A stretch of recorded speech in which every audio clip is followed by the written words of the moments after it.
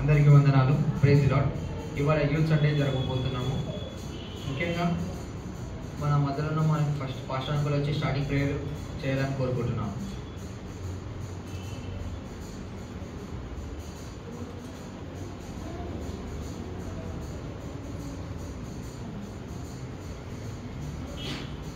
ప్రార్థన చేసుకుందాం. పరిశుద్ధుడ, మహోన్నతుడ, మా దేవ, మా తండ్రి, గత సంవత్సరం అంతా మీరు తోడుగా మెస్స సంఘాన్ని మీరు జ్ఞాపకం చేసుకుంటున్న దేవానికి వందనాలు చెల్లిస్తున్నాం. ఇది నాయన మరి యూత్ సండే సర్వీస్ ఉంటుండగా దేవా మరి మెస్స సంఘంలోని యవనస్తులందరూ మీరు జ్ఞాపకం చేసుకుంటూ వారి పక్షంగా దేవానికి వందనాలు చెల్లిస్తున్నాం. కృష్ణ నాయన మరి ఈ బిడ్డలు ఒక కార్యక్రమం జరుగుతుండగా నీ ఆత్మీయ నడిపింపు దయచేయండి. వీళ్ళందరూ అభిషేకించండి. నీ సహాయం దయచేయండి. ఎటువంటి పొరపాట్లు కలగకుండా కాచి కాపాడి భద్రపరచండి నాయన. వీళ్ళందరూ తండ్రి ధైర్యంగా తండ్రి మరి నిన్ను మహిమపరుస్తూ ఈ కార్యక్రమం చేయడానికి నీ సహాయం దయచేయండి. ప్రతి విషయంలో నాయన మీకే మహిమ కలగాలి తండ్రి. నాయన మరి ఎవరైతే వాక్యం చెప్పాలంటారో వీళ్ళందరూ అభిషేకించండి. మంచి వర్తమానం అందించకు నీ సహాయం దయచేయండి. ఆరాధన నడిపిస్తున్న బిడ్డలు మీరు జ్ఞాపకం చేసుకుని అభిషేకించండి. చక్కగా నిన్ను ఆరాధించకు నిన్ను మహిమపరచకు నీ సహాయం దయచేయండి. ప్రతి విషయంలో నాయన వీళ్ళకి తోడుగాని నాయన ఏ ప్రాబ్లమ్స్ కలగకుండా కాచి కాపాడి భద్రపరచండి. ప్రతి ప్రాబ్లం ప్రతి అంధకార శక్తులను యేసు నామమున బంధిస్తున్నాం తండ్రి.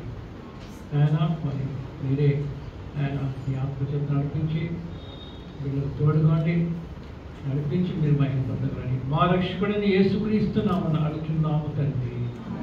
ఆమేన్. మరి ఇప్పుడు యూత్ అందరూ వచ్చినట్లయితే పాటలు పాడుతున్నాం. ఇప్పుడు మనందరము గతకాలమన్నా నీ నీడలోనే అనే పాట పాడుకుంటూ దేవుని స్తుతిద్దాం. గతకాలమన్నా నీ నీడలోన దాచాము దేవా,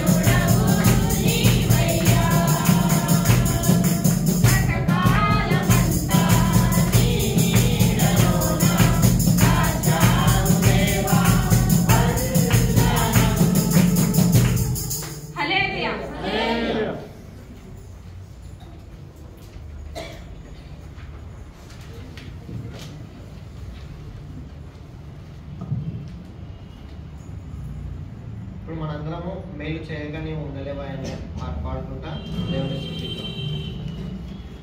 మేలు చేయగా నీవు ఉండలేవయ్యా, ఆరాధించక నేను ఉండలేనయ్యా. మేలు చేయక నీవు ఉండలేవయ్యా, ఆరాధించక నేను ఉండలేనయ్యా. యేసయ్యా యేసయ్యా యేసయ్యా యేసయ్యా యేసయ్యా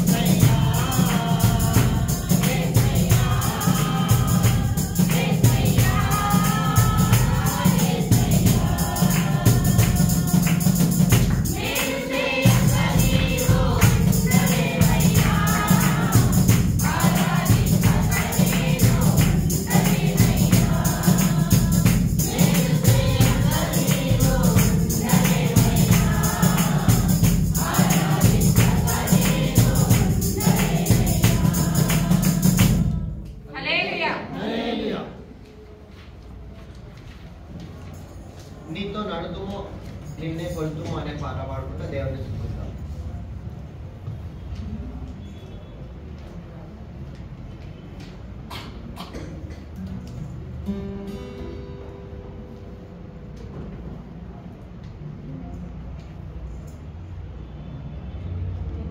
నీతో నడుతుమో నిన్నే కొలుతుము నీ సహవాసము నిత్యము క్షేమము నీతో నడుతుము నిన్నే కొలుతుము నీ సహవాసము నిత్యము క్షేమము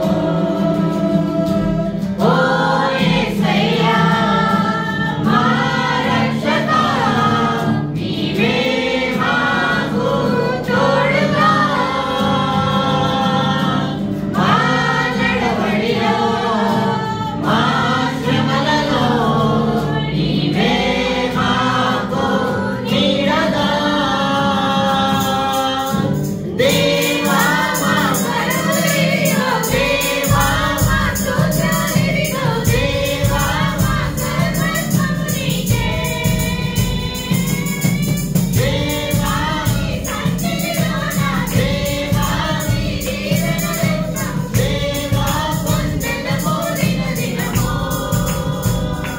నీలో ఉండగలను నీకై బ్రతికెదను నీ ఆనందము ఇలలో సాటెదను నీలో ఉండగలను నీకై బ్రతికెదను నీ ఆనందము ఇలలో సాటెదను ఓ యేసయ్యా మా రక్షకా నీవే మాకు తోడుగా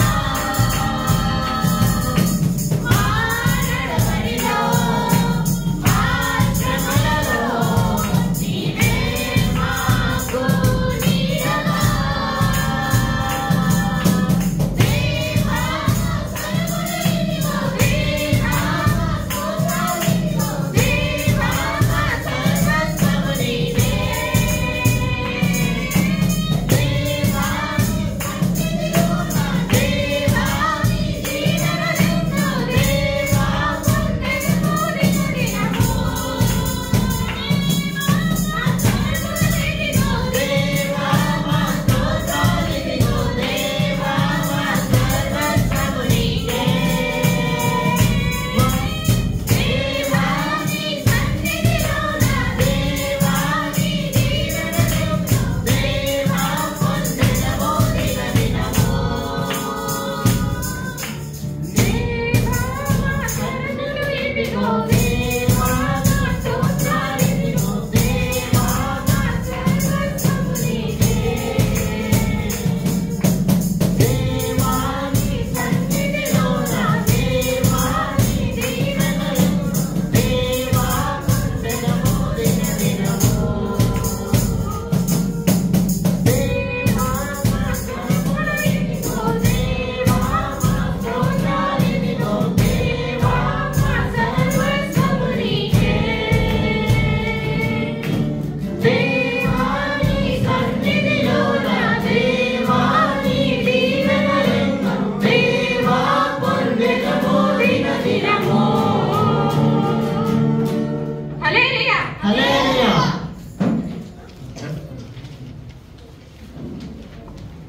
ఇప్పుడు మనందరం లేచి నిల్చున్నట్లయితే దేవుణ్ణి ఆరాధించుకుందాం. అంత్యకాల అభిషేకం అనే పాటతో దేవుణ్ణి ఆరాధిద్దాము.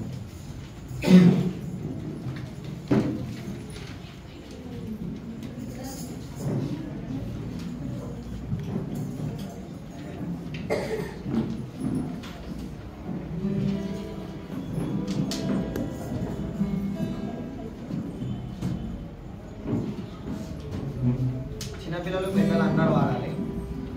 కళ్ళు మూసుకోవాలి అందరూ.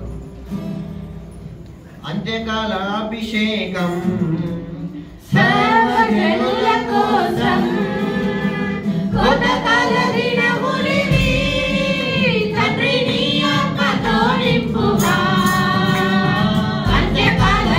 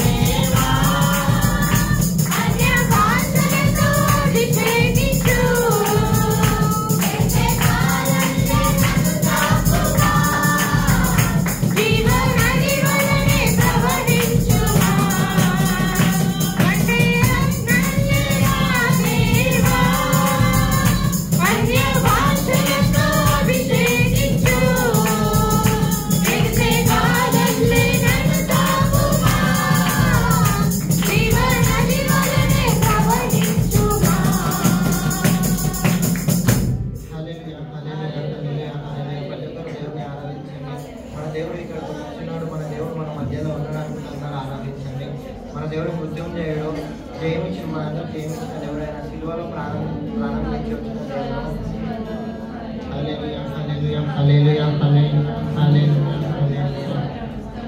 ఆయనే కాపాడు దేవుడు, ఆయనే కాపాడు దేవుడు అంటున్న దేవుని ఆరాధిస్తాం.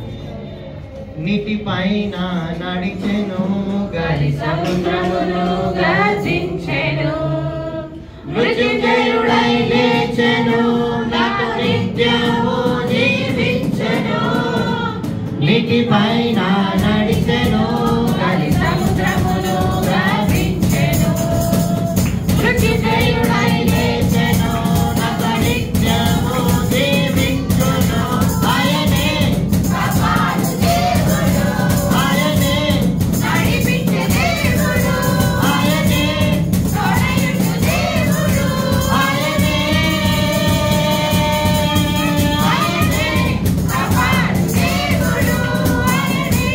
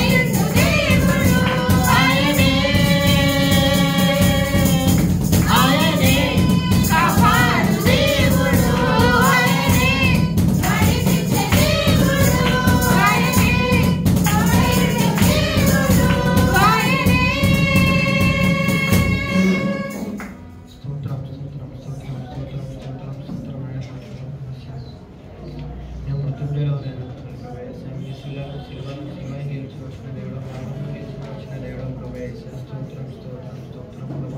నువ్వు ఎన్నో కార్యాలు చేశావు నేను. స్తోత్రం స్తోత్రం. హల్లెలూయా హల్లెలూయా హల్లెలూయా హల్లెలూయా హల్లెలూయా. మేము మృత్యుంజయుడైన జయశీలుడైన దేవుడు నీవేనైనా ప్రభు యేసు. నీకంటే ఎక్కువ మాకు ఏది కాదనైనా స్తోత్రం స్తోత్రం స్తోత్రం స్తోత్రం ప్రభు యేసు. నీటిపైన నడుచువాడు నీవేనైనా తండ్రి ప్రభు యేసు. హల్లెలూయా హల్లెలూయా హల్లెలూయా. ఎన్నో గెలిచి వచ్చిన దేవుడు నీవేనైనా తండ్రి ప్రభు యేసు. ఇప్పుడు మా అందరి మధ్యలో ఉన్నవాడు నీవేనైనా తండ్రి ప్రభు. ఇక్కడికి వచ్చిన వాడు కూడా నీవు, మా అందరి ప్రాధాన్యత లేనివాడు కూడా నీవేనైనా తండ్రి ప్రభు యేసు. స్తోత్రం స్తోత్రం స్తోత్రం. హల్లెలూయా హల్లెలూయా హల్లెలూయా హల్లెలూయా. ఎవరు మౌనంగా ఉండకుండా ప్రతి ఒక్కరు చేతులెత్తి దేవుని స్తుతించండి. హల్లెలూయా హల్లెలూయా హల్లెలూయా హల్లెలూయా హల్లెలూయా. స్తోత్రం స్తోత్రం స్తోత్రం స్తోత్రం. జయించిన దేవుడు నీవే, జయించిన దేవుడు నీవే. స్తోత్రం స్తోత్రం స్తోత్రం స్తోత్రం ప్రభు. హల్లెలూయా హల్లెలూయా. మా అందరికీ తోడున్నవాడు నీవేనైనా తండ్రి ప్రభు యేసు. అందరికీ ప్రారంభించిన దేవుడు నీవేనైనా తండ్రి ప్రభు యేసు. నీకంటే మరి ఏది ప్రభు యేసు. హల్లెలూయా హల్లెలూయా హల్లెలూయా హల్లెలూయా హల్లెలూయా హల్లెలూయా హల్లెలూయా హల్లెలూయా.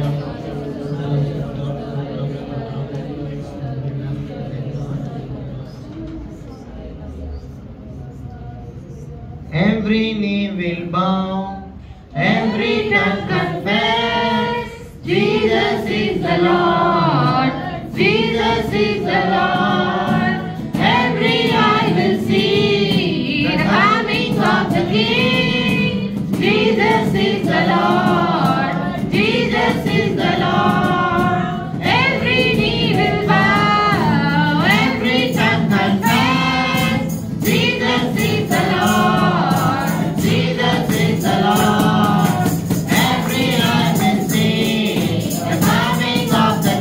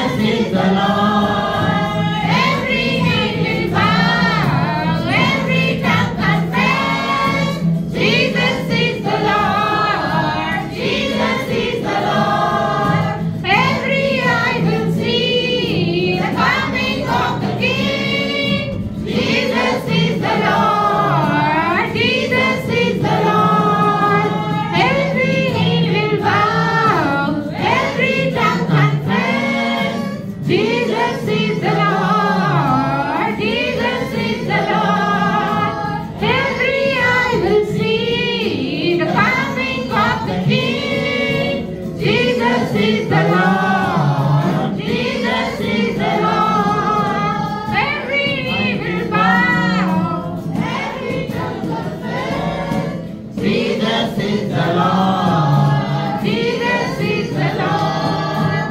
Every eye will see the coming of the King. Jesus is the Lord. Jesus is the Lord. Every knee will bow. ప్రేరేపదనంలో ఒకరు ప్రార్థన చేయండి. స్తోత్రం స్తోత్రం స్తోత్రం స్తోత్రం పరిశుద్ధుడా తండ్రికి పురాజేందుకని కాచి కాపాడినందుకే నీకు వందనాలు తండ్రి ప్రభా. గత మాసం నుంచి మాసం వరకు మమ్మల్ని కాచి కాపాడిన దేవా నీకే వందనాలు నాయన. వేళ స్తోత్రాలు నాయన తండ్రి ప్రభా. నాయన తండ్రి ప్రభా మా చర్చ్లో నాయన తండ్రి ప్రభా 24th యానివర్సరీ జరుపుకుంటుండగా నాయన తండ్రి ప్రభా నీ కృపను దయచేసిన దేవా నీకే వందనాలు నాయన. వేళ స్తోత్రాలు నాయన తండ్రి ప్రభా. మెన్స్ సండే జయకరంగా జరిగించిన దేవా నీకే వందనాలు నాయన తండ్రి ప్రభా. చిల్డ్రన్స్ సండే జయకరంగా జరిగించిన దేవా నీకే వందనాలు నాయన తండ్రి ప్రభా. యవనస్తులం నాయన తండ్రి ప్రభా యూత్ సండే జరుపుకుంటుండగా నాయన తండ్రి ప్రభా నీ కృపను దయచేయండి నాయన తండ్రి ప్రభా. నీ ఆత్మ అభిషేకం మా మీద ఉంచండి నాయన తండ్రి ప్రభా. నాయన తండ్రి ప్రభా పాటలతో నాయన తండ్రి ప్రభా ఆరాధనలో నీవు ఉన్నందుకే నీకు వందనాలు నాయన. వేళ స్తోత్రం నాయన తండ్రి ప్రభా. ఇక్కడ జరగబోయే కార్యక్రమం అంతట్లో నాయన తండ్రి ప్రభా మీరే ఉండండి నాయన తండ్రి ప్రభా. ఎవరైతే రాలేదో నాయన తండ్రి ప్రభా వారిని త్వరగా రప్పించండి నాయన తండ్రి ప్రభా. ప్రతి ఒక్కరికి నాయన తండ్రి ప్రభా మేము మాట్లాడటకు నాయన తండ్రి ప్రభా నీ కొరకు నాయన తండ్రి ప్రభా సాక్షి బిడ్డలుగా ఉండుటకు నీ కృపను దయచేయండి నాయన తండ్రి. నీకే వందనాలు నాయన తండ్రి ప్రభా. యవన కాలం నీ కాడి బయట నీకు మేలన్నా నాయన తండ్రి ప్రభా. అటు కాడి మోసే బిడ్డలుగా నాయన తండ్రి ప్రభా ప్రతి ఒక్కరు నాయన తండ్రి ప్రభా నీలో ఎదుగుటకు నీ సహాయం దయచేయండి నాయన తండ్రి ప్రభా. మా ఆరాధన అంతటికి నాయన తండ్రి ప్రభా అరుగుడవని నమ్ముచున్నాం నాయన తండ్రి ప్రభా. నువ్వు మా ఆరాధనలన్నీ నాయన తండ్రి ప్రభా ఆలకించవని నమ్ముచున్నాం యేసయ్యా. నీకే వందనాలు నాయన తండ్రి ప్రభా. ఇంకా జరుగో కార్యక్రమం అంతట్లో నాయన తండ్రి ప్రభా మీరే ఉండి నాయన తండ్రి ప్రభా గంట మహిమ పొందుకోమని యేసునామములో వేడుకుంటున్నాం తండ్రి. ఆమేన్. అందరికీ వందనాలు.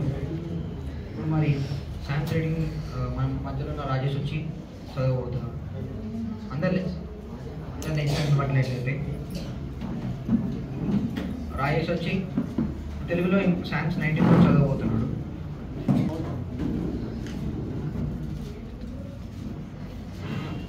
మహోన్నతుని చాటున నివసించువాడు, సర్వశక్తుని నీడను విశ్రమించువాడు.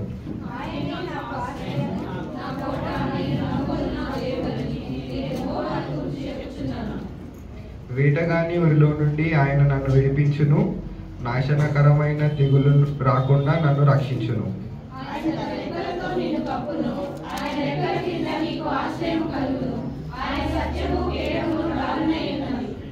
రాత్రి వేళ కలుగు భయమునకైనను, పగటి వేళ ఎదురు బాణముకైనను.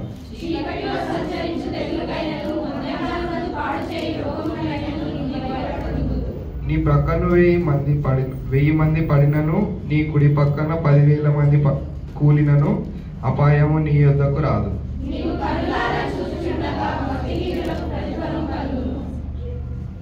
నీకు అపాయమేమీ రాదు. యెహోవా నీవే నా ఆశ్రయము అని నీవు మహోన్నతుడైన దేవుని నీకు నివాస స్థలముగా చేసుకొని ఉన్నావు.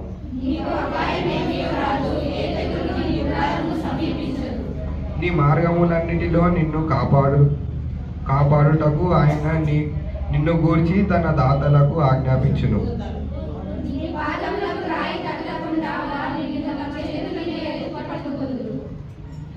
నీవు సింహములను నాగుపాములను త్రొక్కెదవు, కొదమ సింహములను భుజంగములను అనగద్రొక్కెదవు.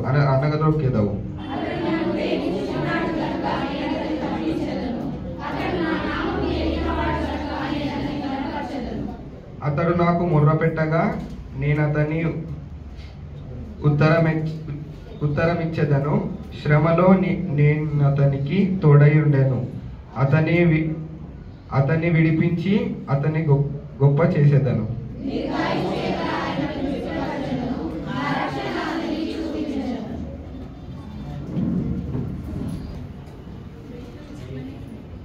ఇప్పుడు మన మధ్యలో ఉన్న ప్రదీప్ వచ్చి ఇంగ్లీష్లో చదవబోతున్నాడు. Psalms 91. He who dwells in the shelter of the Most High will abide in the shadow of the Almighty. I will say to the Lord, my refuge and my fortress. My God is in the whom I trust. for he will deliver you from the snare of the fowler and from the deadly pestilence. He will cover you with the spiciness of the under his wings. You will find refuge, and his faithfulness is a shield and buckler. You will not fear the terror of the night, nor an arrow that fails day by day, nor the pestilence that stalks are in the darkness, nor the destructions that wastes at noonday. 1,000 may fall at your side, 10,000 at your right hand, but it will not come near you. You will only look with the eyes and see the recompense of the wicked, because you have made the Lord your dwelling place, the Most High, who is my refuge. No evil shall be allowed to befall you, no plague come near your tent. For he will commanded his angels concerning you to guard you will in all your ways. On their hands they will bear you up, lest you strike your foot against a stone. You will tread on the lion and the adder, the young lion and the split you will trample underfoot. Because he holds fast to me in love, I will deliver him, I will protect him, because he knows my name.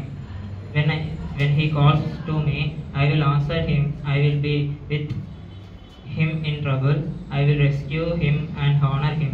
With long life I will satisfy him and show him my salvation. Amen. హల్లెలూయా. ఇప్పుడు చదివిన psalms 91 ప్రకారం బట్టి ఇప్పుడు మన మధ్యలో ఉన్న కీర్తి వచ్చి మనకి దాని గురించి ఎక్స్ప్లెయిన్ చేయబోతుంది. హల్లెలూయా. హల్లెలూయా. దేవునికి వందనాలు. సమయం ఇచ్చిన ఆదికి వందనాలు, అలాగే ఆంటీ అంకుల్ కూడా వందనాలు.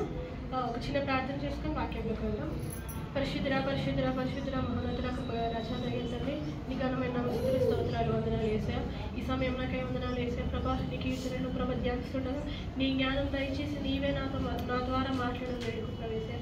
నీ కృపను దయచేసి ప్రభ శక్తిని దయచేసి ప్రభ అర్థమయ్యే విధంగా చెప్పుటకు నీ కృపను దయచేయండి దేవా. నీకే స్తోత్రం ప్రభ.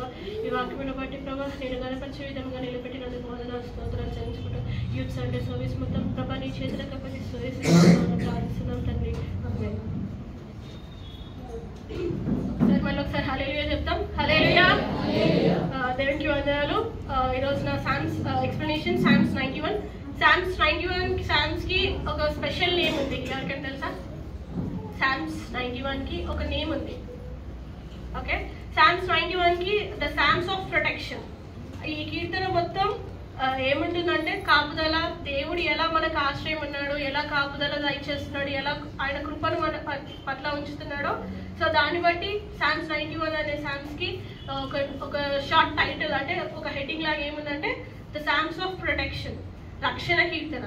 అంటే ఎప్పుడన్నా మనము నార్మల్గా అయితే ఒక్కొక్కసారి చిన్నప్పటి నుంచి మనం కంఠవాక్యం నేర్చుకున్నామంటే ఎప్పుడన్నా బయట ఉన్నప్పుడు బైబిల్ అవైలబుల్గా లేనప్పుడు లేకపోతే జర్నీస్లో ఉన్నప్పుడు మనం ఏం చేస్తామంటే ఏదో యాజ్ క్రిస్టియన్స్ మనం ఏం చేస్తాం, పాటలన్నా వింటాం, లేకపోతే వాక్య ధ్యానం అన్నా చేసుకుంటాం. సో అట్లా ఎప్పుడన్నా భయం కలిగినా, ఏదన్నా ఇబ్బంది కలిగినా, లేకపోతే మనకు మనసు దుఃఖముగా ఉన్నా, లేకపోతే సంతోషంగా ఉన్నా ఒక కీర్తన ఏది జ్ఞాపకం చేసుకుంటారు మ్యాక్స్ చాలా మంది అంటే సామ్స్ 91. బికాజ్ ఇట్ ఈస్ రక్షణ, అంటే దేవుడు ఎలా మనకు ఆశ్రయంగా ఉన్నాడు, ఎలా మనకు కాపుదల దయచేస్తున్నాడో ఈ కీర్తన ద్వారా. సో ఈ కీర్తనలో మెయిన్ 4 పాయింట్స్ చూద్దాం. ఫస్ట్ సామ్స్ 91 1 to 4 చూస్తే God's protection, comfort and care. అంటే he is our refuge, and ఆయన మన ఆశ్రయం ఉన్నాడు. అలాగే చూస్తే సామ్స్ 91 1 to 3 చూస్తే మహోన్నతిని చాటిన నివసించువాడే, సర్వశక్తిని నీడన విశ్రమించువాడు. ఆయనే నాకు ఆశ్రయము, నా కోట, నేను నమ్ముకుని నా దేవుడు. నేను యెహోవాను గూర్చి చెప్పుచున్నాను, వేటగాడి ఉరిలో నుండి ఆడ నిన్ను ఆయన నిన్ను విడిపించును, నాశనకరమైన తెగులు రాకుండా నిన్ను రక్షించును. ఆయనే తన రెక్కలతో నిన్ను కప్పును, ఆయన రెక్కల క్రింద నీకు ఆశ్రయము కలుగజేయును. ఆయన సత్యము కేడము డాలునై అన్నాడు. ఇక్కడ చూస్తే దేవుడు మన పక్షముగా ఎట్లా ఉంటాడో చూస్తున్నాం. ఆయన మనకు ఆశ్రయమై ఉన్నాడు, ఆధారమై ఉన్నాడు. మన ప్రతి విషయంలో ఆయన మనకు తోడుగా ఉంటాడు. ఎటు రీతిగా అంటే ఆయనను యెహోవాను గురించి చెప్పుచున్నాడు. ఈ కీర్తనడు ఏమంటున్నాడు అంటే ఆయన ఎలా మన తోడు ఉంటున్నాడు, ఆయన ఆశ్రయముగా కోటగా. ఎప్పుడైనా మనకు యానిమల్స్ ఏం చేస్తాయంటే ఏదన్నా అనీజీగా లేకపోతే ఏదైనా తుఫాన్ వచ్చినా లేకపోతే వాటికి ఏదైనా హాని ఉన్నప్పుడు అవి ఏం చేస్తాయి, ఎక్కడైతే హోల్ ఉందో లేకపోతే వాటికి ప్రొటెక్షన్ గా ఉన్నాయో ఆ స్థలంలోకి వెళ్ళిపోతాయి. అంటే యానిమల్స్ అయితే వెంటనే ఏదన్నా లయన్ వచ్చి డీర్ ని చంపుతుంది అన్నప్పుడు లేకపోతే దాన్ని వెంబడి పడుతున్నప్పుడు అది ఏంటంటే దాక్కోవడానికి స్థలం చూస్తుంది. ఎలా వెతుకుతూ అది ఎంత ప్రయాసపడుకుంటూ వెతుక్కుంటూ దాక్కోవడానికి స్థలం చూస్తుంది. నా ఆశ్రయము నీవే, నా కోట, నేను నమ్ముకున్న దేవుడు. ఆ సమయంలో ఆ యానిమల్ ఏమనుకుంటుంది, అది ఎవరు నన్ను కాపాడే, ఓన్లీ దేవుడే. ఎందుకంటే వాటికి తెలుసు దేవుడు వాటిని సృష్టించినట్టు. ఎవరు సహాయం చేయగలుగుతాడు, దేవుడు ఒక్కడే సహాయం. అట్టి రీతిగా మనం కూడా ఏ సమయంలో అయినా ఎలా ఉన్నా కానీ ఆయనే మనకు ఆశ్రయం, మన కోట. మనం నమ్ముకున్న దేవుడు గొప్ప దేవుడు, ఎంతో ఆశ్చర్య కార్యములు చేయగల దేవుడు అనే విశ్వాసము మనకు ప్రతి నిమిషం మన జీవితంలో ఉండాలి. అలాగే చూస్తే సామ్స్ 46 7th verse లో చూస్తే సైన్యములకు అధిపతి యెహోవా మనకు తోడై ఉన్నాడు, యాకోబు దేవుడు మనకు ఆశ్రయమై ఉన్నాడు. అంటే సైన్యములకు అధిపతి, సైన్యం అంటే అసలు ఎంత హ్యూజ్, ఒక 10 people 15 people ఉన్నారు కదా సైన్యం అంటే. Huge, hundreds of people, thousands of people ఉంటారు. అలా ఆ సైన్యములకు అధిపతి అంటే ఒక లీడర్ ఎలా ఉంటున్నాడు అంటే ఒక లీడర్ అంతా ఎలా టీం అంతా నడిపిస్తున్నాడు, అలాగే యేసయ్య ఈ లోకంలో ఉన్న వారందరినీ ఎలా నడిపిస్తున్నాడు. అలా నడిపిస్తున్నప్పుడు దేవుడు మన పక్షముగా ఎన్నో మేలు చేస్తున్నాడు, ఎన్నో కృపను దయచేసినాడు. సో ఆయన ఇంకా ఎక్కువ చేయగలడు. నీకు శోధనలు వచ్చినప్పుడు, శ్రమలు వచ్చినప్పుడు, బాధ కలిగినప్పుడు, సంతోషం కలిగినప్పుడు ఆయనే మనకు ఆశ్రయం. ఎందుకంటే ఒక దినమున పేరెంట్స్ ఉండరు, ఒక దినమున ఫ్రెండ్స్ ఉండరు, ఒక దినమున కొలీగ్స్ ఉండరు. అంటే మనకు చాలా క్లోజ్ అయిన వాళ్ళు ఎవరు మనకు తోడు ఉండరు. ఎవరంటే మనం ఏకముగా ఉన్నప్పుడు కానీ, ఒంటరిగా ఉన్నప్పుడు కానీ, లేకపోతే అంతమందిలో ఉన్నప్పుడు కానీ ఎవరో స్ట్రేంజర్స్ ఉంటారు, మనం ఒక్కరే ఉంటాం. కానీ అప్పుడు మనకు తోడుగా ఉంటాడు. తెలియని మార్గంలో అయినా కానీ దేవుడే మనకు తోడు ఉంటాడు. ఆయనే మనకు తోడై ఉన్నాడు. యాకోబు దేవుడు ఆశ్రయం అన్నాడు. యాకోబు దేవుడు ఆశ్రయం అంటే మనకు చూసినట్టయితే అబ్రహాము, ఇస్సాకు, యాకోబు దేవుడు అనే ఎలా అయితే వచ్చిందో, యాకోబుకి ఎలా దేవుడు ఆ నిద్రపోయిన సమయంలో ఆ నిచ్చెనని ఎలా చూపించాడో, ఆ సమయంలో కూడా ఆ ఎడారిలో ఉన్నప్పుడు కూడా యాకోబుకు దేవుడు తోడై ఉన్నాడు. ఇస్సాకు కూడా ఆయన తండ్రి బలి చేయడానికి వెళ్ళినప్పుడు ఇస్సాకుకి అసలు ఏం తెలియదు. చిన్నప్పుడు ఉన్నా కానీ, చిన్న వయసులో ఉన్నప్పుడు కానీ ఇస్సాకుకి ఏం తెలియదు. కానీ దేవుడు ఇస్సాకు పక్షముగా ఉన్నాడు కాబట్టి ఇస్సాకుని బలి ఇవ్వకుండా వేరే బలిగా దేవుడే ఏర్పరిచినాడు. అటు రీతిగా నెక్స్ట్ చూస్తే సామ్స్ 31:4. సామ్స్ 31:4. ఆయన నా ప్రవర్తన ఎరుగును కదా, నా అడుగుజాడలన్నిటినీ లెక్కించును కదా.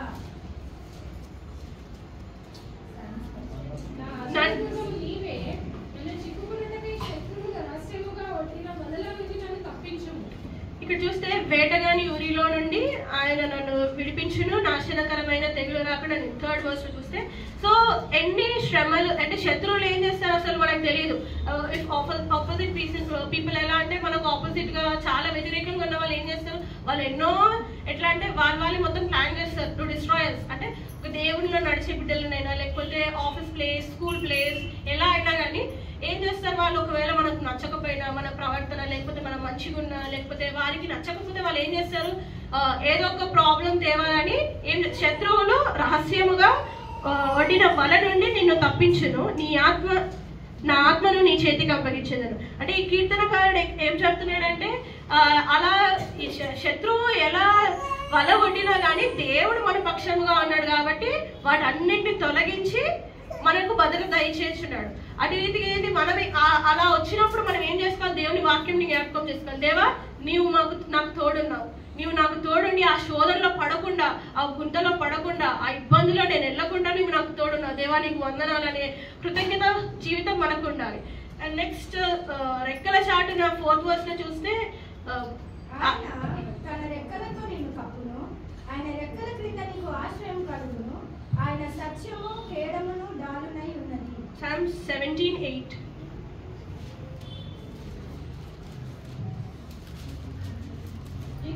చేయడం చూపుము, ఒకడు తన కనుపాపను కాపాడుకున్నట్లు నేను కాపాడును, నన్ను కాపాడును, నన్ను లయపరచగోరు దుష్టులను పోగొట్టి కాపాడును, నన్ను చుట్టుకున్న ప్రాణ శత్రువుల చేత చిక్కకుండను, ఈ రెక్కల నీడ క్రింద నన్ను దాచుము. ఇక్కడ చూస్తున్నట్టయితే కనుపాపను కాపాడుకున్నట్లు కాపాడు. ఇప్పుడు మనకు మన ఐస్ కి ఏదైనా డస్ట్ వస్తుందంటే ఆటోమేటిక్ మన ఐలిడ్స్ క్లోజ్ అయిపోతాయి, అంతే కదా. ఇప్పుడు మనకి ఏదైనా ఐస్ కి ఏదైనా ప్రాబ్లం వచ్చినా కానీ, లేకపోతే ఏదైనా హెవీ ఎయిర్ వచ్చినా, లేకపోతే ఎక్కువ సన్ వచ్చినా ఆటోమేటిక్ గా మన ఐస్ లిడ్స్ మనకు తెలియకుండానే క్లోజ్ అవుతా ఉంటాయి. బికాస్ అవే ప్రొటెక్ట్ చేసుకుంటాయి, అది బాడీ కాబట్టి అది అట్లా చేసుకుంటాయి. అట్లనే లయపరచు దుష్టులను పోగొట్టి కాపాడును, నన్ను చుట్టుకుని నా ప్రాణ శత్రువుల చేత చిక్కకుండా నీ రెక్కల క్రింద నన్ను దాచుము.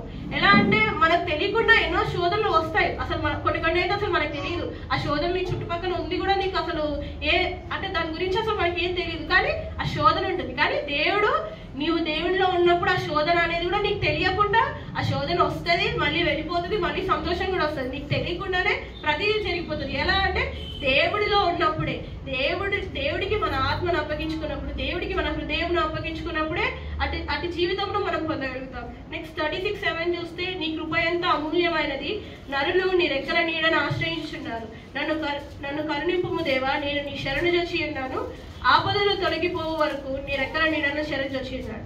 అంటే ఎన్నో నార్మల్ ఎగ్జాంపుల్ చూసుకుంటే, కోడి పిల్లలు ఎప్పుడైనా ఏదైనా వర్షం వచ్చినా, లేకపోతే వేరే యానిమల్స్ ఈగలు వచ్చి ఎత్తుకోబోతున్నా ఏం చేస్తుంటే వెంటనే వాళ్ళ మమ్మీ రెక్కల కిందికి వచ్చేస్తాయి. ఎందుకంటే భద్రత, మదర్ కి తెలుసు పిల్లల్ని ఎలా భద్రపరచాలో, రెక్కల కింద మొత్తం ఇట్లా స్ప్రెడ్ చేసేసి కోడి పిల్లల్ని అన్ని భద్రపరచాలి. అలాగే దేవుడు తన చెయ్యి చాలు మనల్ని కాపాడటకు, మనల్ని భద్రపరచటకు, మనకు ఆశ్రయం వేయడానికి ఆయన మాట చాలు, ఆయన చెయ్యి చాలు. ఎలా అంటే ఆయన కృప అమూల్యమైనది, ఆయన కృప ఎంతో అమూల్యమైనది. అటు రీతిగా ఆయనను ఆశ్రయించు వారందరికీ ఆయన రెక్కల కింద రెక్కల నీడన శరణు వచ్చి ఉన్నాడు అంటున్నాడు. ఓకే, అలాగే నెక్స్ట్ చూస్తే డాలుగా ఆయన సత్యము క్రీడము డాలునై ఉన్నాడు అని చూసినప్పుడు సామ్స్ 35:1-2 చూస్తే, యెహోవా నాతో వ్యాజ్యమాడు వారితో వ్యాజ్యమాడును, నాతో పోరాడు వారితో పోరాడును, కేడమును డాలును పట్టుకొని నా సహాయమునకై లేచి నిలువుము. 28:7 సామ్స్ 28:7.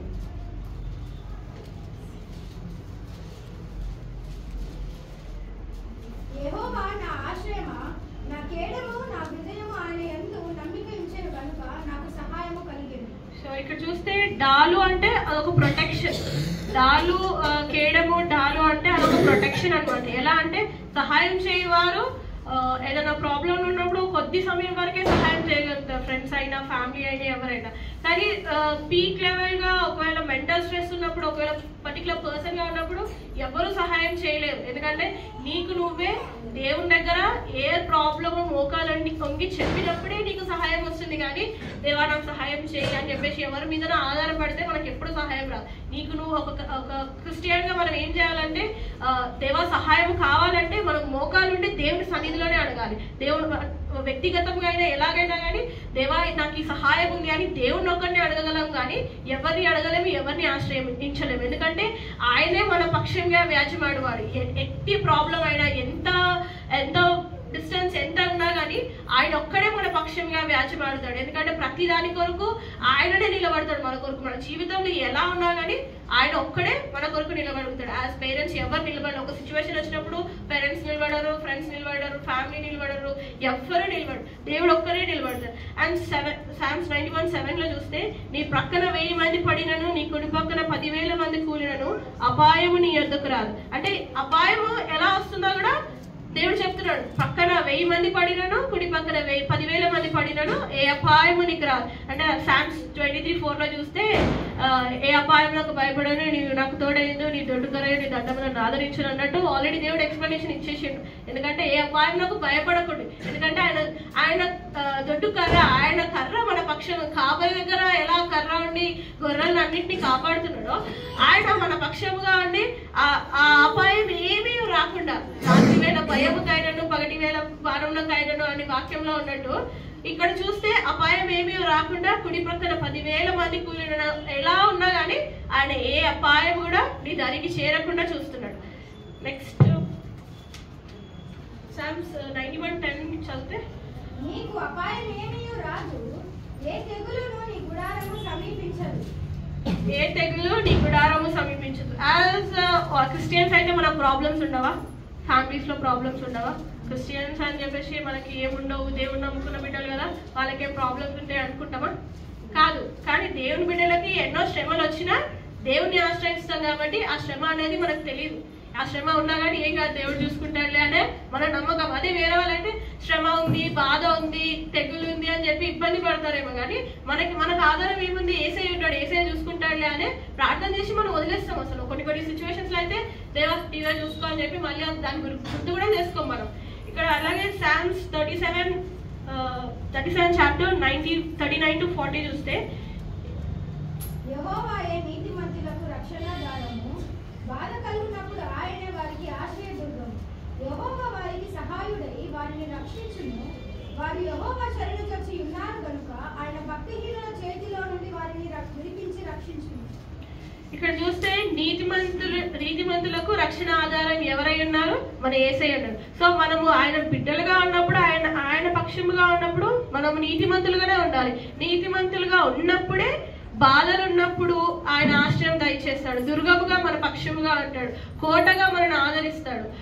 అటు రీతిగా చూస్తే సహాయకుడై వారిని రక్షించును. యెహోవా శరణుజొచ్చి, అంటే ఆయన దగ్గరకు వచ్చినప్పుడే మనకు అది కలుగుతుంది. ఆ కృప అనేది, ఆ దుర్గం అనేది, ఆ కేడము, ఆ డాలు అనేది ఎప్పుడు వస్తుంది మనకి? ఆయన దగ్గరకు వచ్చినప్పుడే. ఆయన భక్తిహీనుల చేతిలో నుండి వారిని విడిపించును. అంటే భక్తిహీనుల చేతిలో అంటే మనకు తెలిసినట్లయితే మన ప్రతి అంటే ఒక ఫ్రెండ్స్ మధ్యలో ఇప్పుడు యూత్ కాబట్టి చూస్తే ఒకరేమో మంచిగా ఉంటారు, ఒకరేమో మిస్టీవియస్గా ఉంటారు, అంటే అల్లరల్లరిగా ఉంటారు. సో అట్లా ఏముంటుంది, కొన్నిసార్లు అనిపిస్తుంది అరే వీళ్ళతో ఫ్రెండ్షిప్ చేయడం, మనకే అనిపిస్తుంది. కొన్నిసార్లు అనిపిస్తుంది అరే వీళ్ళతో ఫ్రెండ్షిప్ చేయడం అవసరమా అనిపిస్తుంది. కొన్నిసార్లు అనిపిస్తుంది అరే ఏం కాదులే ఫ్రెండ్స్ కదా వదిలేయద్దు అనే ఫీలింగ్ వస్తుంది. బట్ ఇక్కడ ఏమంటున్నాడంటే దేవునికి తెలుసు వారు భక్తిహీనులా, మంచివారా, చెడువారా, లేకపోతే నీకు హాని కలిగించేవారా, నీకు మేలు చేసేవారా దేవునికి తెలుసు. సో దేవుడు ఏమంటున్నాడు? భక్తిహీనుల చేతిలో నుండి వారిని రక్షించును. నెక్స్ట్ 11th verse చూస్తే, నీ మార్గములన్నింటిలో నుండి నిన్ను కాపాడును, ఆయన నిన్ను గూర్చి తన దూతలకు ఆజ్ఞాపించును. తన దూతలకు ఆజ్ఞాపించును అంటే దానియేలు దగ్గర చూస్తే దానియేలు 6 chapter 22nd verse, దేవుడి దృష్టికి దానియేలు నిర్దోషంగా ఉన్నాడు.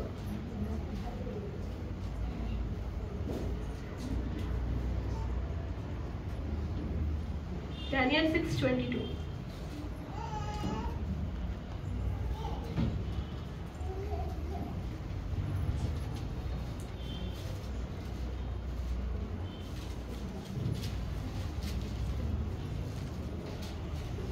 నేను నా దేవుని దృష్టికి నిర్దోషిగా కనబడితిని కనుక ఆయన తన దూతలను పంపించి సింహములు నాకు ఏ హాని చేయకుండా వాటి నోలును మూయించాను.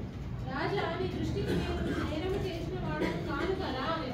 ఇక్కడ చూసినట్లయితే దూతలకు ఆజ్ఞాపించినట్టు వన్ ఆఫ్ ది ఎగ్జాంపుల్ దానియేలు ఏమంటున్నాడు? దేవుని దృష్టికి నిర్దోషముగా కనబడితిని కనుక ఆయన దూతను పంపి సింహములను నాకు హాని ఏమీ కనుగొన్నాడు. అంటే దేవుడు అంటే దానియేలు జీవితం చూస్తే మనకందరికీ తెలుసు. సో ముమ్మార్లు ప్రార్థిస్తుండు దేవునికి, అక్కడ విగ్రహంలో వాటిని మొక్కనందుకు, దేవుడిని మొక్కనందుకు ఏం చేస్తారు? సింహంలో పడేస్తారు. సో సింహం గృహంలో పడేసినప్పుడు దానియేలు మాత్రం దేవుని పక్షంగా ఉన్న విశ్వాసం వదిలిపెట్టలేదు, ఆయనకున్న అలవాట్లను, ప్రార్థించే అలవాట్లను విడిచిపెట్టలేదు. సో అక్కడ చూస్తే రాజుతో అంటున్నాడు దానియేలు, దేవుని దృష్టికి నిర్దోషముగా కనబడితిని కనుక దేవుని దూతను పంపెను. అంటే మనం ఒకవేళ దేవుని దృష్టికి నిర్దోషముగా, నిజాయితీగా కనిపించినప్పుడు దేవుడు కూడా మన పక్షముగా దూతలను ఉంచుతాడు. అంటే ఏదైనా పర్లేదు, అంటే వేరే వాళ్ళకి హెల్ప్ చేసినా కానీ, లేకపోతే వాక్యంలో ఉన్నా కానీ, ఎలా ఉన్నా కానీ దేవుడు ఏం చేస్తాడు? ఆయన నా బిడ్డ నా పక్షంగా ఉన్నాడు కనుక నేను నా దూతల కాపుదల ఆ బిడ్డకి దయచేయాలని దేవుడు దయచేస్తాడు. అండ్ 12th verse చూస్తే 91:12, ఈ పాదములకు రాయి తగలకుండా వారు నిన్ను తమ చేతుల మీద ఎత్తి పట్టుకుంది. అండ్ ఈ వాక్యం గురించి చూస్తే మనం చూసినట్లయితే దేవుడు 40 days ఫాస్టింగ్ ఉన్నప్పుడు సాతాను ఏం చేస్తుంది? మందిరం పైకి తీసుకెళ్ళి ఇక్కడ నుంచి దూకేసేయి, దేవుడు నీ తండ్రి దూతలకు ఆజ్ఞాపించి నేను తన చేతుల పైన ఎత్తుకొను అని చెప్పేసి ఇంకో మాథ్యూ 4:6 ఉంటుంది. సో అక్కడ చూసినట్లయితే ఆయన దూతలకు ఆజ్ఞాపించును నీ పాదములకు రాయి తగలకుండా. ఎన్నో జర్నీస్ చేస్తాం మనము, ప్రేయర్ చేసి ప్రతి క్రిస్టియన్ అయితే బయటికి వెళ్ళేటప్పుడు ప్రేయర్ చేసుకొని వెళ్తాం. సో మనం జర్నీ స్టార్ట్ చేసినప్పుడు ఇప్పుడు చూసినట్టే ఎన్నో యాక్సిడెంట్స్, ఎన్నో ఫైర్ యాక్సిడెంట్స్, ఎన్నో ట్రైన్ యాక్సిడెంట్స్ ఎన్నో ఉన్నాయి. కానీ మన పక్షముగా ఏది రాకుండా ఆయన కాపుదల దయచేస్తున్నాడు, ఆయన దూతల కాపుదల దయచేస్తున్నాడు. సో అట్లా చూస్తే ఆయన దూతలకు ఆజ్ఞాపించి పాదములకు రాయి తగలకుండా, అంటే ఏ ఇబ్బంది కూడా మన శ్రీలంక సాక్ష్యం చెప్పింది, బండి మీద వెళ్తుంటే స్కిడ్ అయి పడ్డారని చెప్పేసి, కానీ ఏ ప్రాబ్లం తగలలే, ఏం దెబ్బ కూడా తగలకుండా దేవుడు నిలబెట్టిండు. అంటే ఏంటంటే ఆయన దూతలకు ఆజ్ఞాపించి ఉన్నాడు, ఏ పాదములకు రాయి తగలకుండా వారిని ఎత్తుకున్నాడు అనమాట. ఏ ప్రాబ్లం రాకుండా ఆయన ఎత్తుకొని ఉన్నాడు. అండ్ లూక్ 10:19 చూస్తే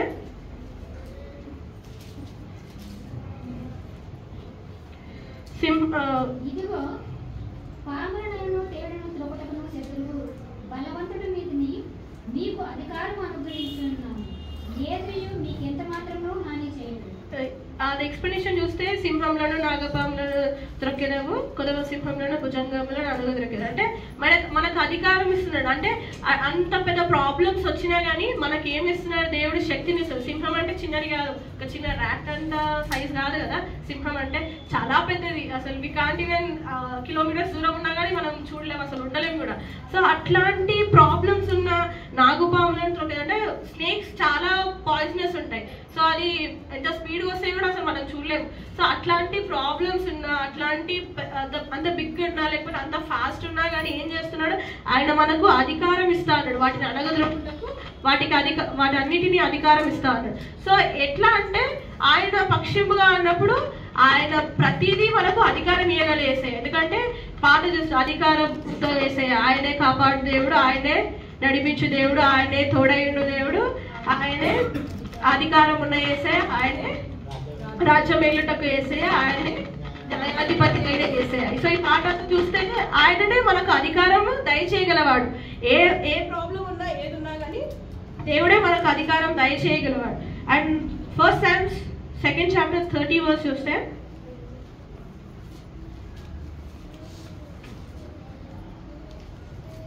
First Samuel 2nd chapter 30. Samuel 2nd chapter 30 verse 30. ఇంటి వారును నీ పితరుని ఇంటి వారును నా సన్నిధిని యాజకత్వము జరిగించుకునిరని యెహోవా ఆజ్ఞయించి ఉన్నాడు.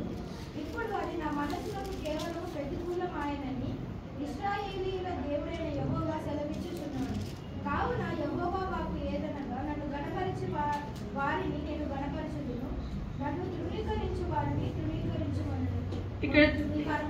ఇక్కడ చూసినట్లయితే ఆయనను గణపరిచిన వారిని ఆయన గణపరుస్తాడు. ఆయన ప్రేమించుచున్నారు కనుక నేను అతన్ని తప్పించేదను, ఆయన నామమును ఎరిగిన వారు కనుక నేను అతన్ని గణపరిచేది. అంటే దేవుడిని గణపరుస్తేనే కదా మన జీవితం కూడా దేవుడు ఫలభరితముగా ఘనతగా నిలబెట్టగలడు. కానీ దేవుడిని సంతోషపరచక, దేవుని గణపరచక ఇంకను లోకంలో ఉన్నప్పుడు దేవుడు ఆ కృపను, ఆ మేలును మనకు దయచేస్తాడా? అసలు ఎంత ప్రార్థన చేసినా దేవునిలో ఉండకపోతే మాత్రం మనకు ఆ మేలుని దయచేయడు, ఆ ఘనత దయచేయడు, ఆ ఆశ్రయము దయచేయడు. ఎందుకంటే ఆయనను ప్రేమిస్తేనే తప్పిస్తాడు. ఎందుకంటే ఆయన పైన ఆధారపడితేనే ఆయన భద్రత దయచేస్తాడు. ఆయన నామం ఎరిగితేనే గణపరుస్తాడు. అతడు నన్ను మొరపెట్టగా నేను అతనికి ఉత్తరం ఇచ్చేదాను. ఇది చూసినట్టయితే మనకు చాలా తెలుసు. ఎందుకంటే ప్రతిసారి ఒక్కొక్కసారి కన్నీరు గారుస్తూ ప్రార్థన చేస్తాం, కొద్దిసారి సంతోషంతో ప్రార్థన చేస్తాం. ప్రతి సమయంలో దేవుడు మనకు ఉత్తరం దయచేస్తున్నాడు. ఎలాగైనా ఒక వాక్యం ద్వారా అయినా, లేకపోతే ఒక నార్మల్ మెసేజ్ ద్వారా అయినా, లేకపోతే ఆదరణ ద్వారా అయినా మనకు ఉత్తరం దేవుడు దయచేస్తున్నాడు. అండ్ లాస్ట్ వర్స్ చూస్తే దీర్ఘాయు చేత నిన్ను తృప్తిపరిచేదను, నా రక్షణ అతనికి చూపించదు. సో Psalms 50:23 వర్స్ లో చూస్తే, Psalms 50 chapter 23. స్తుతియాగం అర్పించువాడు నన్ను మహిమపరచుచున్నాడు, నేను వానికి దేవుని రక్షణ కనపరచునట్లు వాడు మార్గము సిద్ధపరచుకొనెను. సో స్తుతియాగములో